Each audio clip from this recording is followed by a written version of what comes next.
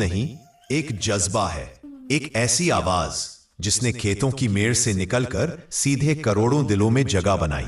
आज की ये कहानी है खेसारी लाल यादव की, वो लड़का जिसे कभी गांव में लोग बस एक चंचल बच्चा कहकर बुलाते थे, लेकिन आज वही नाम भोजपुरी इंडस्ट्री की पहचान बन चुका है।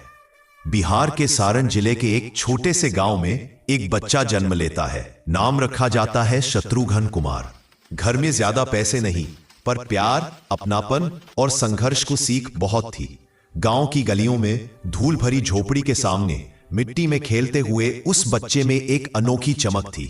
उसे गाना पसंद था। ढोल मजीरा की आवाज सुनते ही पूरा गांव जान जाता था, अरे छोटका फिर से शुरू हो गया। कहते हैं अगर किसी इंसान में प्रतिभा हो तो वह गरीबी की दीवारों से भी रास्ता खोज लेती है। खेसारी के साथ भी ऐसा ही हुआ। गांव में एक मंडली गाने बजाने आती थी।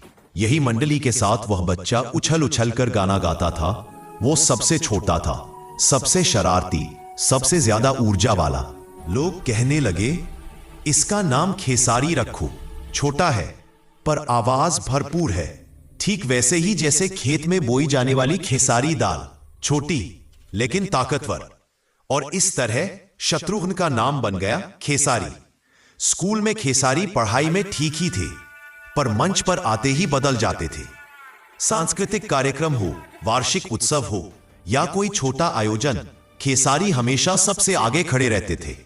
हेडमास्टर भी कहते थे, इसमें कुछ अलग है, यह बच्चा एक दिन जरूर बड़ा नाम बनेगा। लेकिन परिवार को संघर्षों से लड़ना था।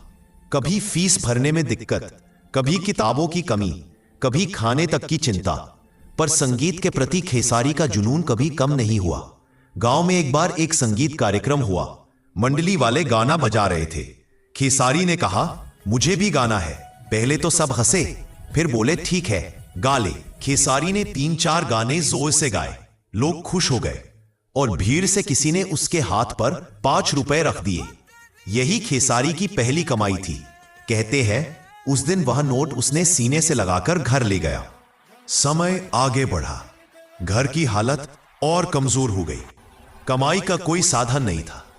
खेसारी ने मजदूरी भी की, होटलों में काम भी किया, यहां तक कि दिल्ली की गलियों में दूध तक बेचा। फटे चप्पल, पुरानी साइकिल और कंधे पर दूध की बाल्टी, पर आंखों में एक ही सपना, सिंगर बनना है। किसी को लगता कि यह सपना बहुत बड़ा है, लेकिन खेसारी का विश्वास उससे भी बड़ा था। धीरे धीरे खेसारी छोटे आयोजनों में गाने लगे। छोटे छोटे स्टेज, लाउड स्पीकर, धूल भरी जमीन, पर आवाज एकदम दमदार। लोग कहने लगे, यह लड़का कुछ करेगा। धीरे धीरे खेसारी की कैसेट्स निकलने लगी। गांव से बाहर, जिले से बाहर, फिर पूरे बिहार में उनकी आवाज पहुंचने लगी।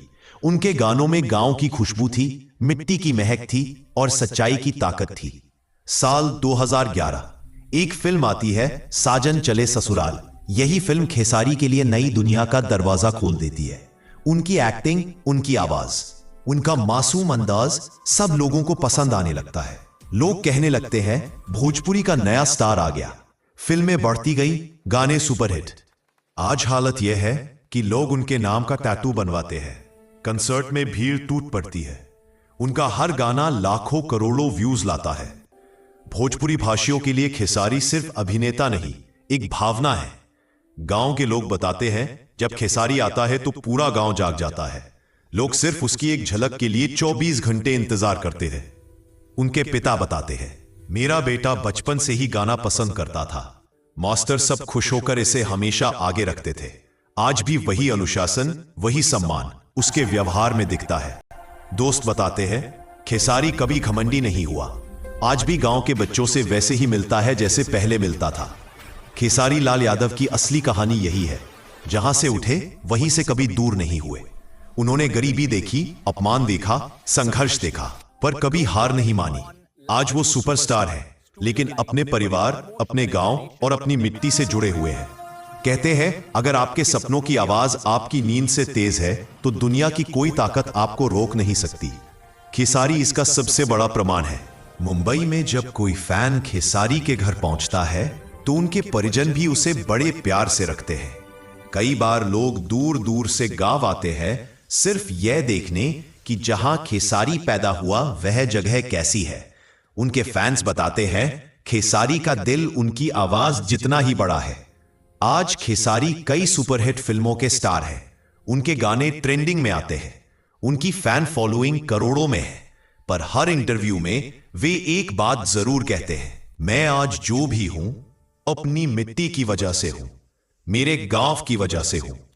और शायद इसी वजह से लोग उन्हें सिर्फ स्टार नहीं, अपना बेटा, अपना भाई और अपना गर्व मानते हैं।